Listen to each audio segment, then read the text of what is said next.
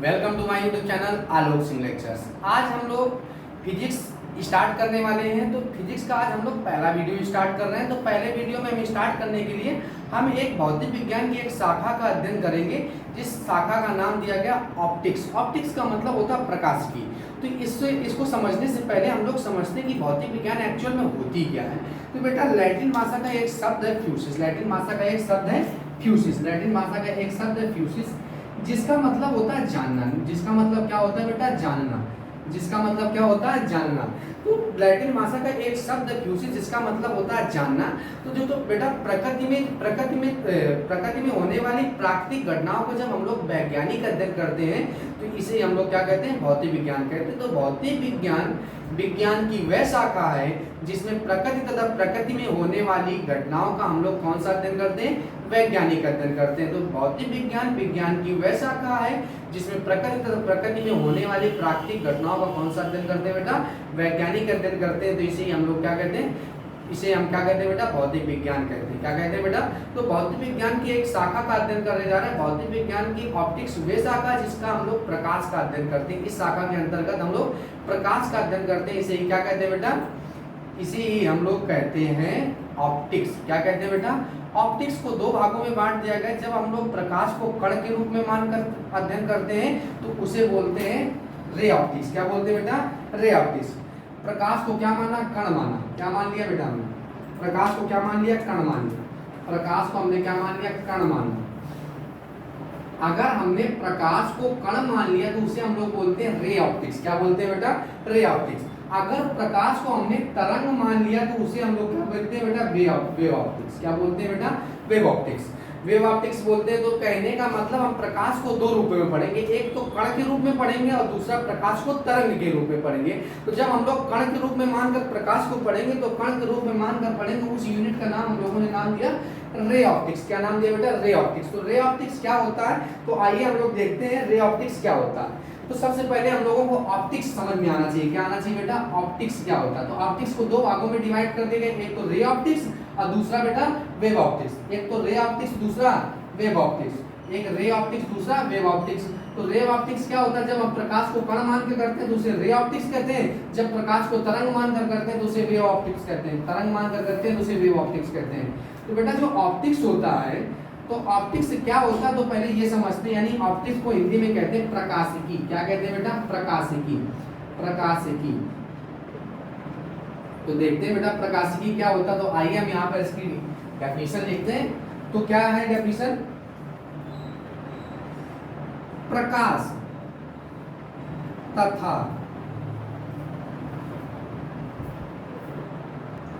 बेटा प्रकाश तथा उससे संबंधित घटनाओं का, उससे संबंधित घटनाओं का, उससे संबंधित घटनाओं का, संबंधित घटनाओं का, घटनाओं का प्रकाश तथा उससे संबंधित घटनाओं का अध्ययन भौतिक विज्ञान की घटनाओं का अध्ययन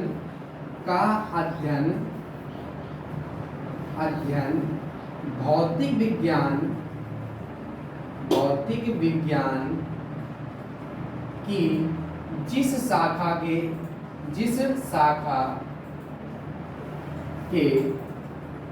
अंतर्गत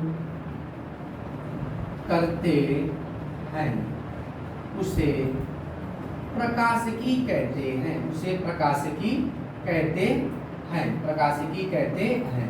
तो हमने क्या बताया बेटा? प्रकाश तथा उससे संबंधित घटनाओं का, प्रकाश तथा उससे संबंधित घटनाओं का अध्ययन भौतिक विज्ञान की जिस शाखा के अंतर्गत हम लोग करते हैं उसी को हम लोग क्या कहते हैं बेटा?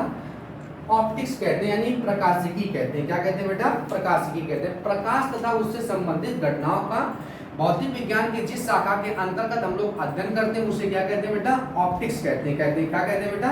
ऑप्टिक्स कहते हैं। तो आइए हम लोग थोड़ा सा प्रकाश के बारे में जानते हैं। तो प्रकाश के बारे में जानते हैं तो कहा गया जो प्रकाश होता है, प्रकाश जो होता है वो विद्युत चुम्बकीय तरंग होता है। प्रकाश विद्युत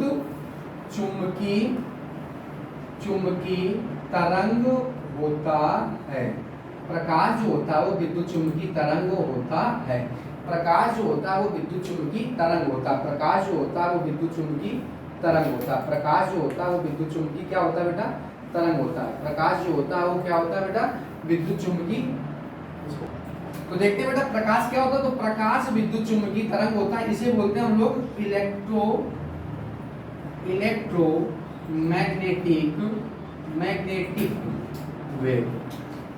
इलेक्ट्रोमैग्नेटिक वेव, इसी को हम लोग शॉर्ट फॉर्म में EMW बोलते हैं। क्या बोलते हैं बेटा, BMW नहीं, EMW, इलेक्ट्रोमैग्नेटिक वेव। इन्हीं को हम लोग एक दूसरे शब्दों से जानते हैं दृश्य तरंगे। क्या नाम से जानते हैं बेटा, दृश्य तरंगे। क्या जानते हैं, दृश्य तरंगे। तो प्रकाश क्या होता है, प्रकाश एक विद्युत चुम्बकीय तरंग होती है। प्रकाश एक विद्युत चुम्बकीय तरंग होती है। प्रकाश एक विद्युत चुम्बकीय तरंग होती है। प्रकाश क्या होता है बेटा, एक विद्युत चुम्बकीय तरंग होता है, और इसी को हम लोग इलेक्ट्रोमैग्नेटिक वेव यानी EMW कहते हैं, इलेक्ट्रोमैग्नेटिक वेव। इसी को हम लोग दृश्य तरंगे कहते हैं। क्या कहते हैं बेटा, इसी को हम लोग दृश्य तरंगे कहते हैं। तो आपको पता होना चाहिए कि जो श्वेत प्रकाश होता है, वो जो श्वेत प्रकाश होता है वो 7 रंगों में विभक्त हो जाता है। कितने रंगों में विभक्त हो जाता है, आप लोग याद रखेंगे, विविग्योर। क्या बेटा,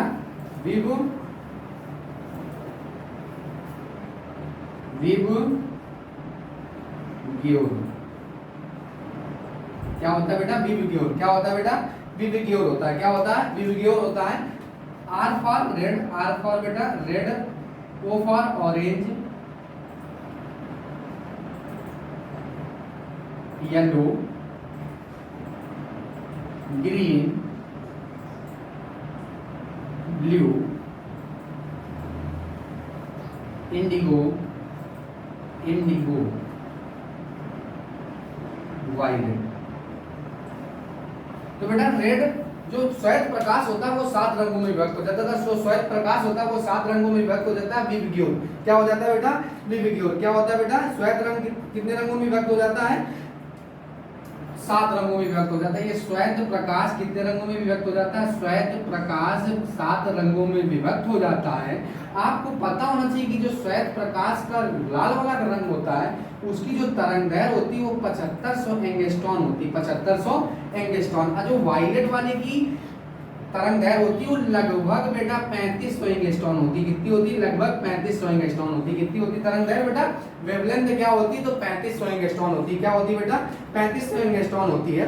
प्रकाश एक EMW है। प्रकाश एक क्या बेटा, प्रकाश एक विद्युत चुम्बकीय तरंग है। प्रकाश एक विद्युत चुम्बकीय तरंग है जिसकी तरंगदैर्घ्य 3500 एंगस्ट्रॉन से लेकर बेटा कहां तक होती है, 3500 एंगस्ट्रॉन से लेकर 7500 एंगस्ट्रॉन के बीच में होती है। तो ये बात हम लिखते हैं बेटा। तो प्रकाश क्या होता है, हमने क्या बताया, प्रकाश एक विद्युत चुम्बकीय तरंग होती है। प्रकाश एक विद्युत चुम्बकीय तरंग होती है। अब विद्युत चुम्बकीय तरंग को अंग्रेजी में क्या कहते हैं, इलेक्ट्रोमैग्नेटिक वेव। इसे शॉर्ट में क्या कहते हैं, EMW। आइए बेटा इन्हें दूसरे नाम से भी जानते हैं दृश्य तरंगे। ये जो बेटा प्रकाश तरंगे होती है, मतलब विद्युत चुम्बकीय तरंगे होती है, ये श्वेत प्रकाश ये 7 रंगों में व्यक्त हो जाता है बेटा, violet, indigo, blue, green, yellow, orange और रेड। बेटा रेड की जो तरंगदैर्घ्य होती है, जो रेड की तरंगदैर्घ्य होती है वो क्या होती है बेटा, 7500 एंगस्ट्रॉन। और जो बेटा वायलेट की तरंगदैर्घ्य होती है वो 3500 एंगस्ट्रॉन होती है। तो आप लोग देखेंगे कि बेटा ये जो एंगस्ट्रॉन होता है, एक एंगस्ट्रॉन बराबर होता है 10 की पावर -10 मीटर। 10 की पावर -10 मीटर होता है बेटा। एक एंगस्ट्रॉन बराबर 10 की पावर -10 मीटर होता है। तो बेटा एक पॉइंट लिखते हैं प्रकाश के बारे में। तो हम क्या बता रहे हैं, प्रकाश जो होता है, प्रकाश एक EMW है। EMW यानी इलेक्ट्रोमैग्नेटिक वेव है, जिसकी तरंगदैर्घ्य जिसकी तरंगदैर्घ्य कहां से बेटा, 7500 एंगस्ट्रॉन से लेकर 7500 एंगस्ट्रॉन से 3500 एंगस्ट्रॉन के बीच में होती है। 3500 एंगस्ट्रॉन के बीच में होती है। 3500 एंगस्ट्रॉन के बीच में होती है। तो बेटा आइए हम एक बार रिवाइज कर लेते हैं। तो बेटा प्रकाश का जिस शाखा के अंतर्गत हम लोग अध्ययन करते हैं उसी को क्या कहते हैं, ऑप्टिक्स कहते हैं। भौतिक विज्ञान की वह शाखा जिसके अंतर्गत हम प्रकाश तथा प्रकाश से संबंधित घटनाओं का जिस शाखा के अंतर्गत हम लोग अध्ययन करते हैं उसे ऑप्टिक्स कहते हैं। ऑप्टिक्स को 2 भागों में डिवाइड किया गया। जब हम लोग प्रकाश को बेटा तरंग की नहीं कण के रूप में मानकर करते हैं तो उसे बोलते हैं किरण प्रकाशी। जब प्रकाश को तरंग के रूप में मानकर करते हैं तो उसे वेव ऑप्टिक्स बोलते हैं। तो बेटा हम लोग समझते हैं कि ऑप्टिक्स एक्चुअल में होता क्या है। तो ऑप्टिक्स क्या होता है, तो बेटा ऑप्टिक्स समझने के लिए यहाँ पे देखो, प्रकाश तथा उससे संबंधित घटनाओं का अध्ययन भौतिक विज्ञान की जिस शाखा के अंतर्गत करते हैं उसे प्रकाशिकी कहते हैं। अब बेटा प्रकाश विद्युत चुम्बकीय तरंग होता है। प्रकाश क्या होता है? विद्युत चुम्बकीय तरंग होता है। अब प्रकाश को हम कह सकते हैं प्रकाश इलेक्ट्रोमैग्नेटिक वेव, इसी को अंग्रेजी में क्या कहते हैं? Electromagnetic wave, EMW। तो प्रकाश को बेटा हम लोग दृश्य तरंगे भी कहते हैं। कौन सी तरंगे कहते हैं बेटा?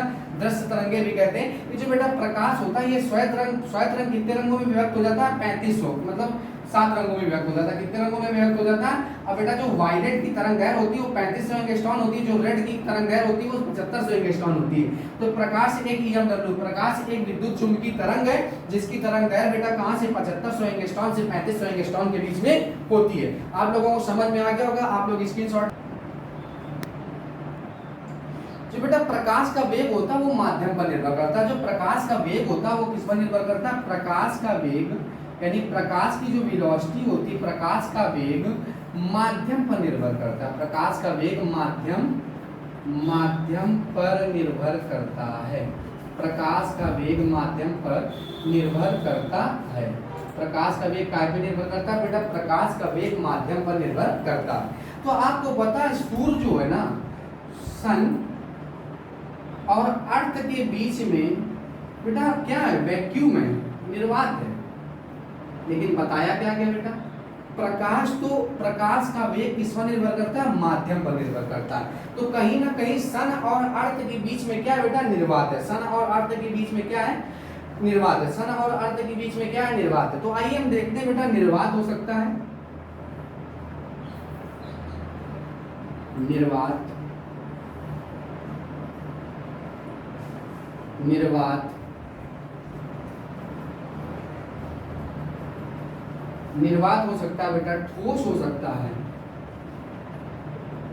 द्रव हो सकता है, और बेटा क्या हो सकती है? गैस हो सकती है। तो बेटा जो निर्वात में प्रकाश की चाल होती है वो 3 × 10⁸ मीटर प्रति सेकेंड होती है। 3 × 10⁸ मीटर प्रति सेकेंड होती है। तो बेटा जो निर्वात में प्रकाश की चाल होती है वो 3 × 10⁸ मीटर प्रति सेकेंड होती है। 3 × 10⁸ मीटर प्रति सेकेंड। तो आइए देखते हैं 3 × 10⁸ मीटर प्रति सेकेंड, मतलब इसकी स्पीड एक्चुअल में फील करते हैं हम लोग। 3 × 10⁸ मीटर प्रति सेकेंड का क्या मतलब है? तो बेटा आप ध्यान से समझिए। 10⁸ का मतलब है बेटा कितने टाइम्स 0 है? 8 टाइम्स 0 है। 3 4 5 6 7 8 2 2 6 एक ज़्यादा होगा। तो बेटा क्या है ये? प्रति सेकेंड, मीटर प्रति सेकेंड। अब बेटा हमें मीटर को किस में चेंज करना हो? किलोमीटर में चेंज करना हो तो हमें 1000 से क्या करना पड़ेगा बेटा? भाग करना पड़ेगा। 1000 से क्या करना पड़ेगा बेटा? भाग करना पड़ेगा। तो 1000 का इसमें हम भाग दे देंगे तो किस में चेंज हो जाएगा बेटा? किलोमीटर में चेंज होगा। तो 0 से 0 कट गया बेटा ये, तो कितना हो गया? 5 टाइम्स 0 होगा, क्योंकि 3 तो कट गया बेटा। मीटर की जगह क्या होगा? किलोमीटर प्रति सेकेंड। किलोमीटर प्रति सेकेंड, किलोमीटर क्या हो गया बेटा? प्रति सेकेंड हो गया। तो 3 × 10⁻⁻ मीटर प्रति सेकेंड की स्पीड से प्रकाश जो होती है, प्रकाश की चाल जो निर्वात में होती है वो कितने से स्पीड से चलता है? 3 × 10⁸ मीटर प्रति सेकेंड की स्पीड से चलता है। तो बेटा हमने 10⁸ टाइम्स बेटा 0 लिख दिया और किलोमीटर को किलोमीटर में चेंज कर दिया, तो 1000 से क्या कर दिया? भाग दे दिया। तो बेटा ये कितना लिखा? 3 लाख किलोमीटर। 3 लाख किलोमीटर प्रति सेकेंड की स्पीड से चलता है प्रकाश। प्रकाश कितनी स्पीड से चलता है? 3 लाख किलोमीटर प्रति सेकेंड की स्पीड से चलता है। सूर्य से प्रकाश पृथ्वी में आने में लगभग 8 मिनट 24 सेकेंड का समय लगता है। कितना समय लगता है बेटा? 8 मिनट 24 सेकेंड का समय लगता है। तो आप समझ सकते हैं सूर्य हमारी पृथ्वी से कितनी दूर है। तो सूर्य हमारी पृथ्वी से लगभग 15 करोड़ किलोमीटर है। कितना बेटा? 15 करोड़ किलोमीटर है। कितनी दूरी है बेटा? लगभग 15 करोड़ किलोमीटर है। तो सूर्य से पृथ्वी में प्रकाश आने में लगभग 8 मिनट 24 सेकेंड का समय लगता है और प्रकाश 1 सेकेंड में 3 लाख किलोमीटर दूरी ट्रैवल कर लेता है। प्रकाश 1 सेकेंड में कितनी दूरी ट्रैवल कर लेता है? 3 लाख किलोमीटर दूरी ट्रैवल कर लेता है। तो एक पॉइंट आप लोग समझ गए, प्रकाश का वेग माध्यम पर निर्भर करता है। प्रकाश का वेग एक माध्यम पर निर्भर करता है बेटा। तो अब हम लोग थोड़ा सा प्रकाश के बारे में और थोड़े से पॉइंट अध्ययन करते हैं। तो प्रकाश बताया गया, तो प्रकाश जो है वो सीधी रेखा में गमन करता है। एक पॉइंट बताया गया, प्रकाश सीधी रेखा में गमन करता है। प्रकाश किस में गमन करता है बेटा? प्रकाश सीधी रेखा में गमन करता है। प्रकाश सीधी रेखा में, सीधी रेखा में गमन करता है। गमन करता है। प्रकाश सीधी रेखा में गमन करता है। प्रकाश क्या होता है बेटा, प्रकाश सीधी रेखा में गमन करता है, प्रकाश सीधी रेखा में गमन करता है। इसके लिए आप लोग क्या कार्डबोर्ड एक्सपेरिमेंट भी कर सकते हैं। आप छोटे छोटे 4 टुकड़े कार्डबोर्ड के काट करिए बराबर शेप में, और उनमें बराबर शेप में ही छिद्र कीजिए, बराबर शेप में ही आप होल कर दीजिए, और उन कार्डबोर्ड को एक कार्डबोर्ड में चिपका दो थोड़ी थोड़ी डिस्टेंस में, और एक उन्हीं के बेटा बैलेंस की यानी उन्हीं की हाइट की, एक उन छिद्रों की हाइट की एक कैंडल आप ले लो, कैंडल को जलाओ। जलाने के बाद आप देखेंगे जब कैंडल को जलाएंगे तो प्रकाश जो उससे निकलेगा और कार्डबोर्ड के उस साइड में निकलेगा, अपोजिट डायरेक्शन में।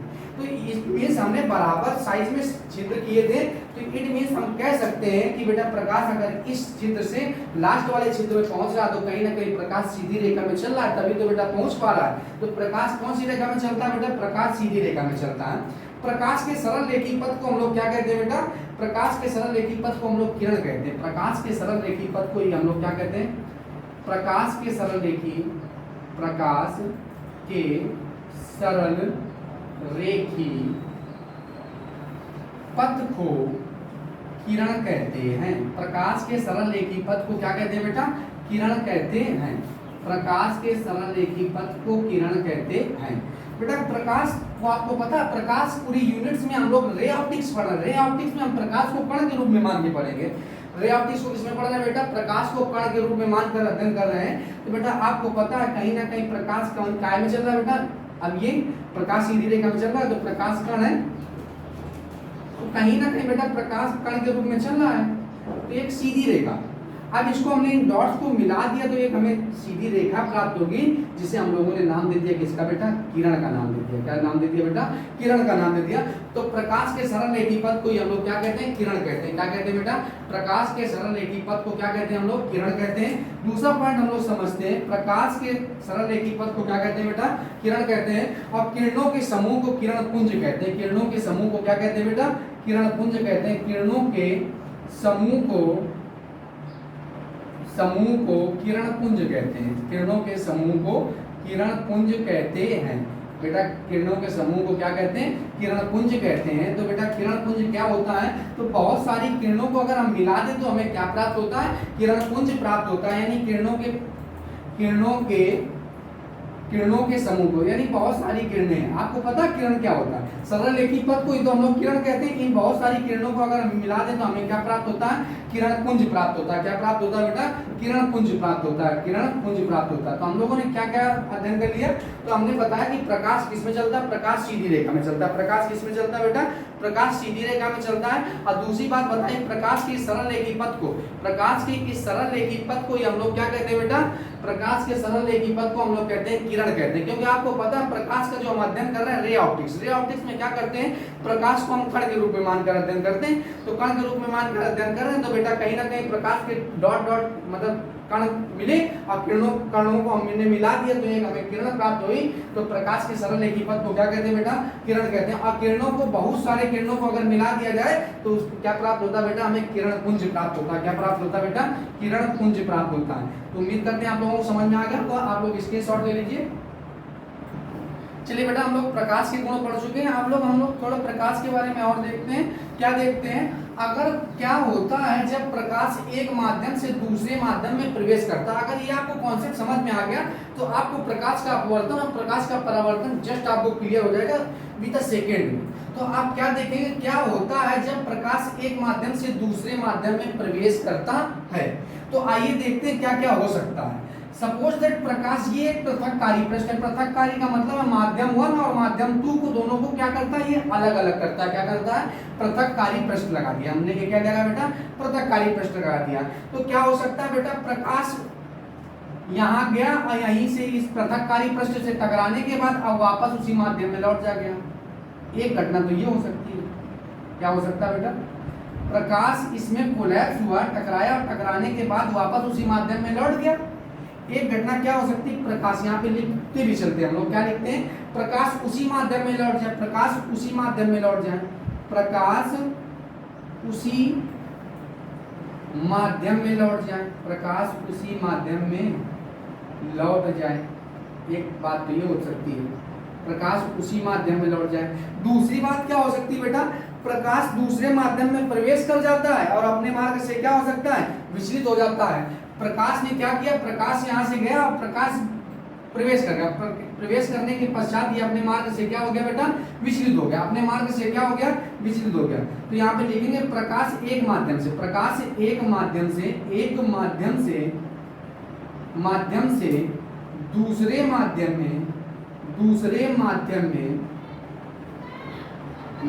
में प्रवेश कर जाता है और अपने मार्ग से क्या हो जाएगा, अपने मार्ग से क्या हो गया, अपने मार्ग से विचलित हो गया, अपने मार्ग से क्या हो गया बेटा, विचलित हो गया, विचलित हो गया। तो एक घटना तो ये हो सकती है, एक तो क्या हो सकती है, प्रकाश उसी माध्यम में लौट जाए, क्या बेटा, कोलैप्स होने के बाद ये क्या हो गया, अपने माध्यम में लौट गया, तो प्रकाश उसी माध्यम में लौट सकता है। एक तो बात ये हो गई। दूसरी बात क्या हो गई, प्रकाश एक माध्यम से दूसरे माध्यम में प्रवेश कर गया और अपने मार्ग से क्या हो गया, विचलित हो गया। अब प्रकाश जो है ना, एक तीसरी बात और हो सकती है, क्या हो सकता है बेटा, ये जो पृथककारी पृष्ठ से प्रकाश का अवशोषण भी तो हो सकता है। पृथककारी पृष्ठ से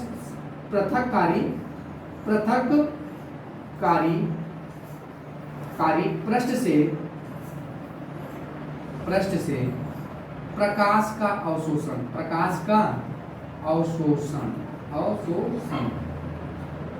अवशोषण, पृथककारी पृष्ठ से प्रकाश का अवशोषण, पृथककारी पृष्ठ से प्रकाश का क्या हो सकता है बेटा, अवशोषण हो सकता है। पृथककारी पृष्ठ से प्रकाश का क्या हो सकता है, अवशोषण हो सकता है। पृथककारी पृष्ठ से प्रकाश का क्या हो सकता है, अवशोषण हो सकता है। पृथककारी पृष्ठ से प्रकाश का क्या हो सकता है, अवशोषण हो सकता है। क्या हो सकता है बेटा, पृथककारी पृष्ठ से प्रकाश का अवशोषण हो सकता है। तो आइए हम लोग देखते हैं क्या होता है जब प्रकाश एक माध्यम से दूसरे माध्यम में प्रवेश करता है।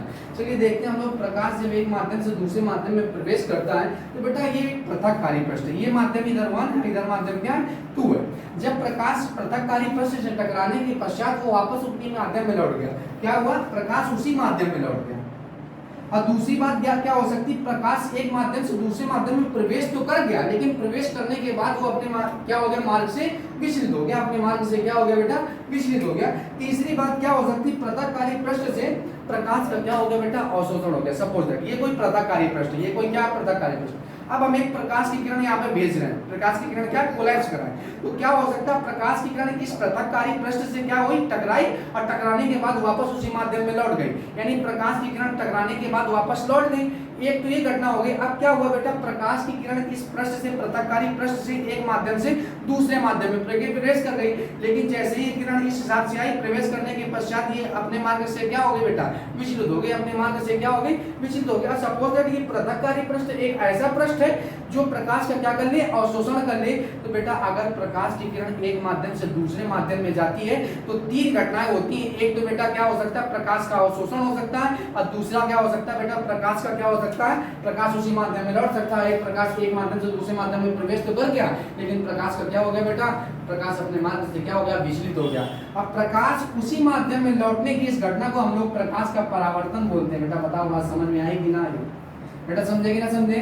तो प्रकाश उसी माध्यम में लौट जाए तो प्रकाश की इस घटना को हम लोग प्रकाश का परावर्तन कहते हैं। लेकिन प्रकाश एक माध्यम से जब दूसरे माध्यम में प्रवेश करता, प्रवेश करने के पश्चात अपने मार्ग से विचलित हो जाए तो इस घटना को हम लोग प्रकाश का क्या कहते हैं बेटा, अपवर्तन कहते हैं। क्या कहते हैं बेटा, अपवर्तन कहते हैं। अब बेटा कहीं ना कहीं अगर पृथककारी पृष्ठ अगर प्रकाश का अवशोषण हो रहा है तो इसी को हम लोग कहते हैं प्रकाश का क्या कहते हैं बेटा, अवशोषण कहते हैं। प्रकाश का क्या कहते हैं बेटा, अवशोषण कहते हैं। क्या कहते हैं बेटा, अवशोषण कहते हैं। तो बेटा आप कहीं ना कहीं एक क्वेश्चन के माध्यम से आप समझ गए, एक क्वेश्चन के माध्यम से क्या समझे, क्या होता है जब प्रकाश एक माध्यम से दूसरे माध्यम में प्रवेश करता है तो उस समय प्रकाश 3 घटनाएं होती हैं। कौन कौन सी, एक तो प्रकाश टकराया, टकराने के बाद लौट गया तो इसे हम लोग बोलते हैं प्रकाश का परावर्तन। और दूसरी बात बेटा क्या बोले, प्रकाश का अपवर्तन। बेटा कहीं ना कहीं प्रकाश एक माध्यम से दूसरे माध्यम में प्रवेश तो कर गया, लेकिन प्रवेश करने के पश्चात क्या हो गया, अपने मार्ग से विचलित हो गया, तो इसी को प्रकाश का अपवर्तन कहते हैं। अब बेटा पृथककारी पृष्ठ से टकराया, लेकिन पृथककारी पृष्ठ ने प्रकाश को क्या कर लिया, अवशोषण कर लिया, तो इसी को हम लोग क्या कहते हैं, अवशोषण कहते हैं। उम्मीद करते हैं आपको समझ में आ गया होगा। आप लोग स्क्रीनशॉट ले लीजिए। चलिए बेटा हम लोग प्रकाश के गुण पढ़ चुके हैं। अब हम लोग देखते हैं एक्चुअली प्रकाश की एक डेफिनेशन पढ़ते हैं। तो प्रकाश के बारे में प्लांक ने एक अवधारणा दी, यानी प्लांक ने बताया प्रकाश एक प्रकार की ऊर्जा है जो माध्यम में छोटे छोटे पैकेट्स या बंडलों के रूप में 3 × 10⁸ मीटर प्रति सेकंड की चाल से गमन करते हैं और इनकी इस ऊर्जा को हम लोग मतलब प्लैंक ने नाम दिया है, इनकी उस ऊर्जा को नाम दिया फोटोन ऊर्जा। तो बताया गया प्रकाश, ये देखिए जैसा कि आपने लिखा प्लैंक की अवधारणा, प्लैंक ने बताया प्रकाश एक प्रकार की ऊर्जा है जो माध्यम में छोटे छोटे पैकेट्स या बंडलों के रूप में 3 × 10⁸ मीटर प्रति सेकंड की चाल से चलता है। जैसा कि हम लोग जान चुके हैं प्रकाश एक सेकंड में 3 लाख किलोमीटर दूरी ट्रेवल कर लेता है।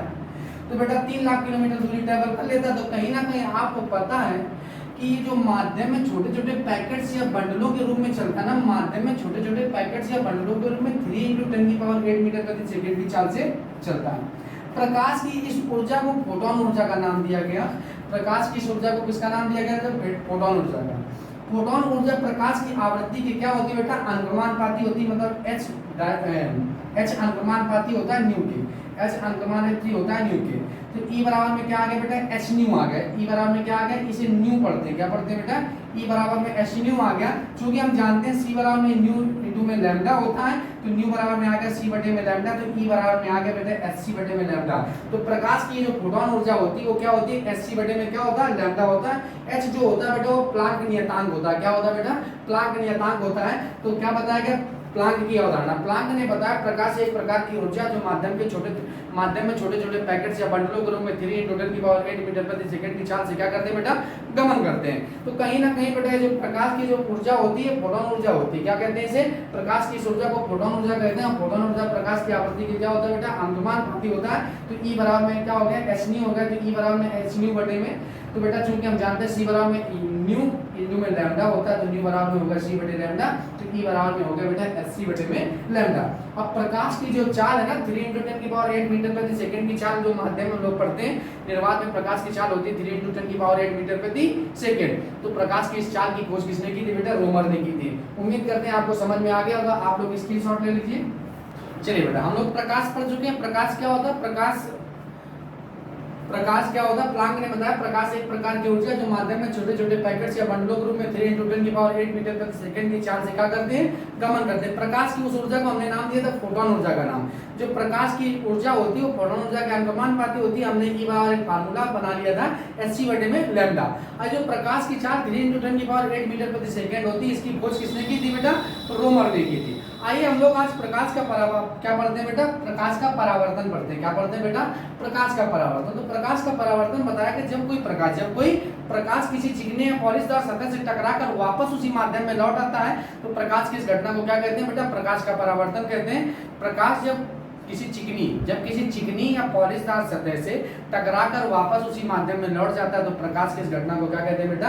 प्रकाश का परावर्तन कहते हैं। तो बेटा यहाँ पे देखिए आपको दिख रहा होगा, जब एक प्रकाश की किरण एक माध्यम से दूसरे माध्यम में प्रवेश करती है तथा पृथककारी पृष्ठ, बेटा पृथककारी पृष्ठ कुछ और नहीं वही चिकना या पॉलिशदार सतह है, ठीक है। पृथककारी पृष्ठ से क्या करते हैं? टकराकर वापस उसी माध्यम में लौट जाते हैं। तो प्रकाश की इस घटना को क्या कहते हैं बेटा?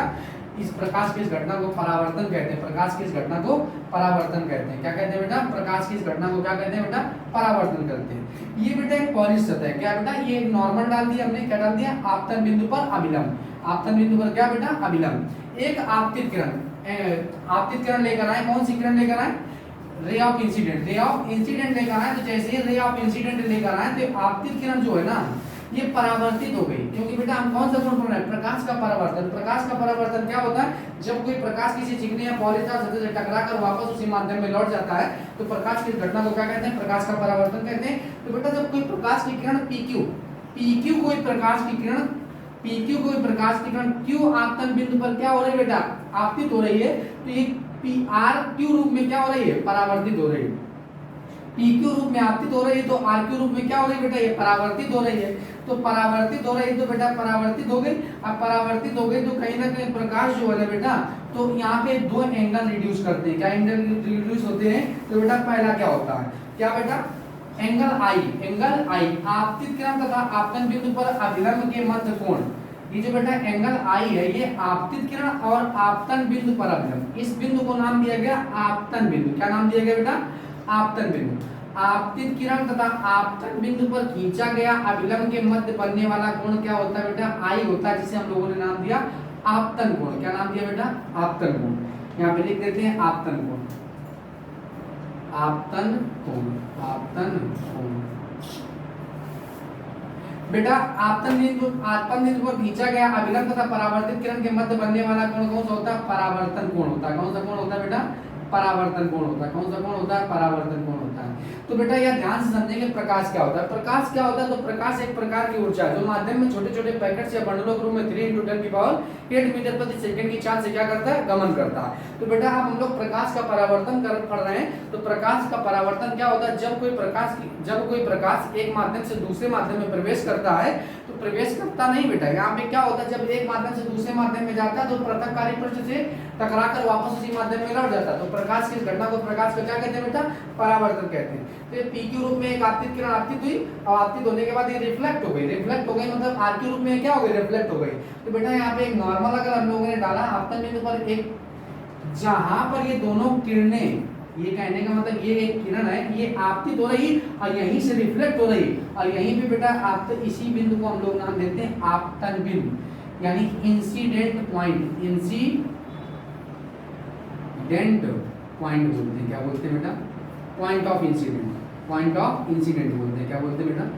Point of incident. तो बेटा क्या बताया गया? एंगल आई क्या होता है?